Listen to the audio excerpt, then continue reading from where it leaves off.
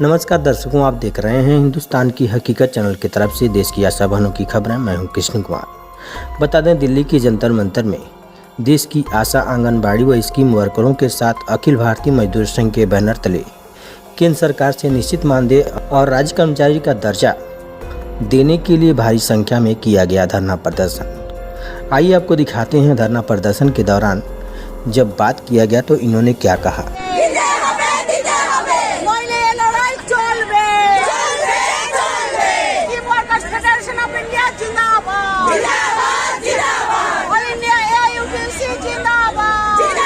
आज तो हमारा है हम इसके वर्कर्स फेडरेशन ऑफ इंडिया की तरफ से आए हैं, जो कि एक ऑल इंडिया संगठन है आशा वर्कर, आंगनवाड़ी और मिड डे मील का। तो ये जो स्कीम वर्कर्स हैं ये इतनी कड़ी मेहनत करते हैं, दिन रात मेहनत करते हैं, लेकिन हमारी जो केंद्र सरकार है वो इनकी मेहनत को बेहतरा नहीं दे रही है।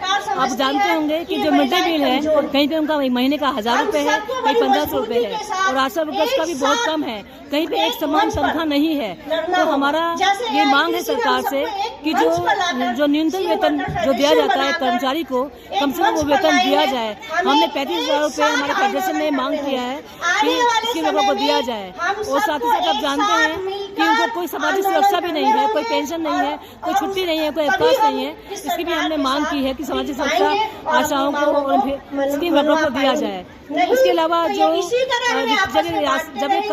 रिटायर होता है तो उसे कुछ भी नहीं मिलता है, मतलब आखिर में इसको भीख मांगने की स्थिति आ जाती है। तो हमारी सरकार से मांग है कि उन्हें कम से कम 5 लाख रुपए उनका रिटायरमेंट पे दिया जाए और उनकी पेंशन को मांगा जाए।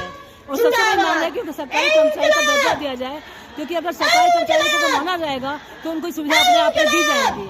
लेकिन हमारी जो सरकार है वो सिर्फ काम करवाना जानती है, लेकिन वो अभी उनको कुछ बेहतर नहीं दे रही है। उनकी मांगों के बारे में वो अनजान नहीं बल्कि उनको नकारात्मक रवैया अपना रही है और उनको इग्नोर कर रही है। तो आगे का आप लोगों का क्या रहेगा, किस तरह से होना? हमारा अभी जो अनाउंस यहाँ पे हम कर रहे हैं और हमने पहले ही बताया है कि अगर हमारी ये मांगे नहीं पूरी होती है तो हम एक देशव्यापी बड़ा आंदोलन शुरू करेंगे। और मैं उमा देवी हम हूँ, चाहते थे मैं कि काफी कर्नाटक से आई हूँ। ये स्कीम वर्कर्स फेडरेशन, आप जानते हैं ये फांसीबाज सरकार है, इसने हमें परमिशन नहीं दी। हम मैं और अभी इससे पहले आंगनवाड़ी वर्कर्स बीएमएस का में प्रोग्राम आई हूँ यहाँ पे।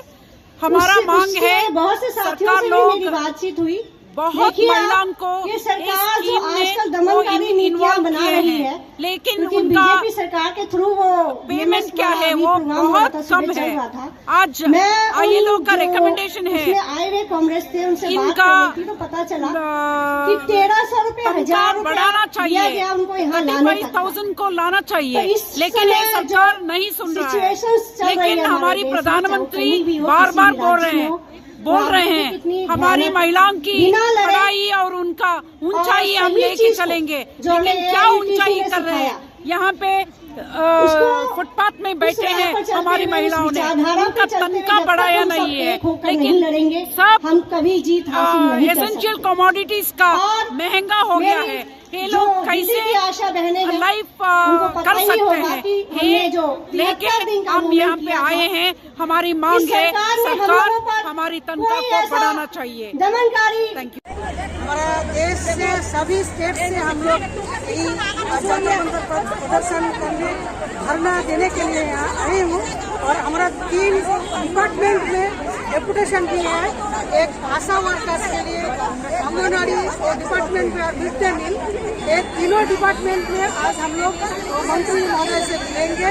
हमारा मेन डिमांड है हर स्कीम वर्कर्स को सरकारी कर्मचारी का मान्यता दे, स्वीकृति दे और न्यूनतम वेतन 35,000 देना पड़ेगा और उनका पेंशन, पीएफ, ग्रेचुइटी ये सब सुरक्षित करना है, देना है।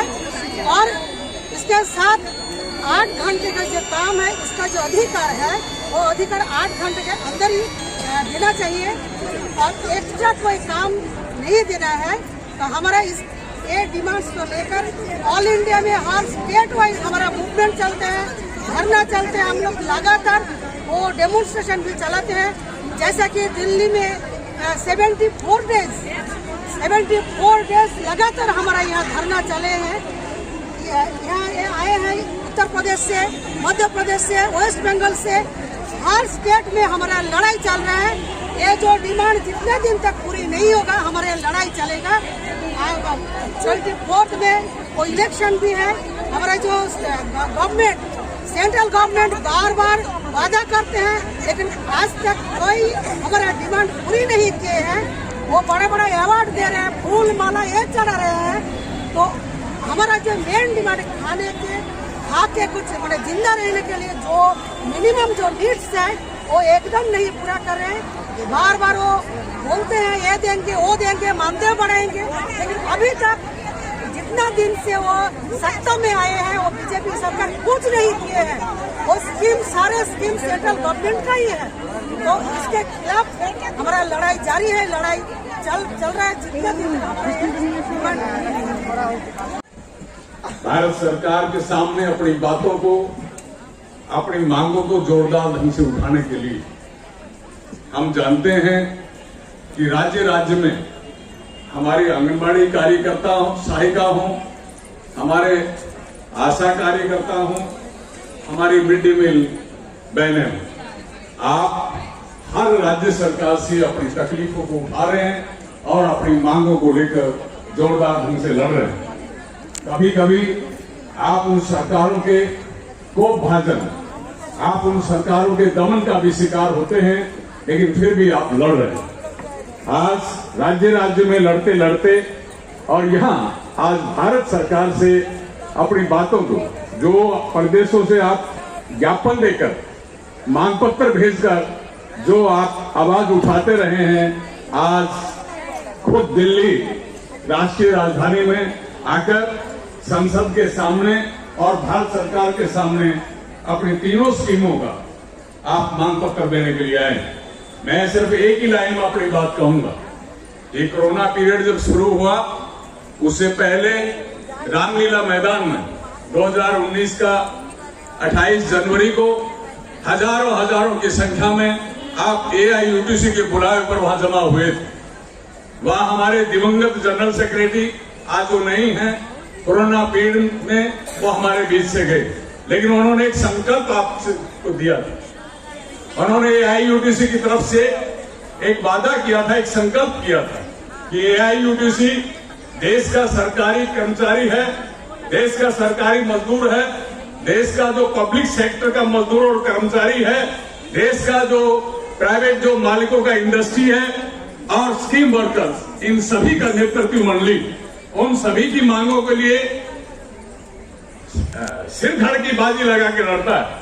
लेकिन जब तक हमारे स्कीम वर्कर्स की मौलिक जो मांगे पूरी नहीं होंगी, AIUTC पहले दर्जे पर स्कीम वर्कर की लड़ाई लड़ता रहेगा।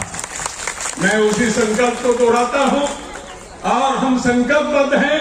हमारे नेतृत्व मंडली ने जो ये निर्णय लिया कि हमारे स्कीम वर्कर्स की, आंगनबाड़ी कार्यकर्ता सहायिकाओं की, हमारे आशा बहनों की, हमारे मिड डे मील जो बहनें हैं, आप जो मांग पत्र आप दे रहे हैं, जब तक आपकी मौलिक समस्याओं का समाधान नहीं हो जाता है, ये संघर्ष जारी रहेगा।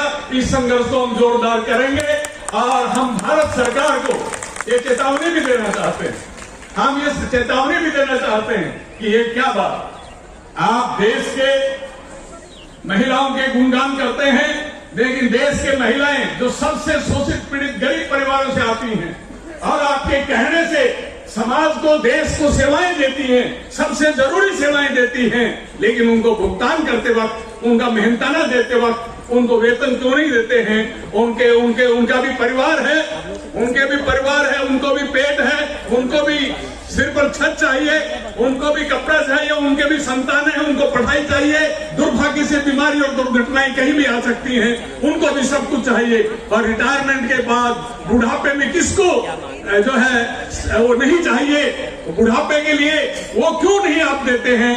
हम आपसे, भारत सरकार से, प्रधानमंत्री से हम फिर से ये मांग उठाते हैं कि आज जो हम ज्ञापन दे रहे हैं, आज जो हम मांग पत्र दे रहे हैं, आप इसके ऊपर गंभीरता पूर्वक विचार कीजिए और इन मांगों का पूर्ति कीजिए। नहीं तो हम ये भी चुनौती दे रहे हैं कि जल्द ही AIUTC और scheme workers federation of India इससे अगला कदम लेगा, वो कदम अखिल भारतीय हड़ताल भी हो सकता है। इतना ही कह के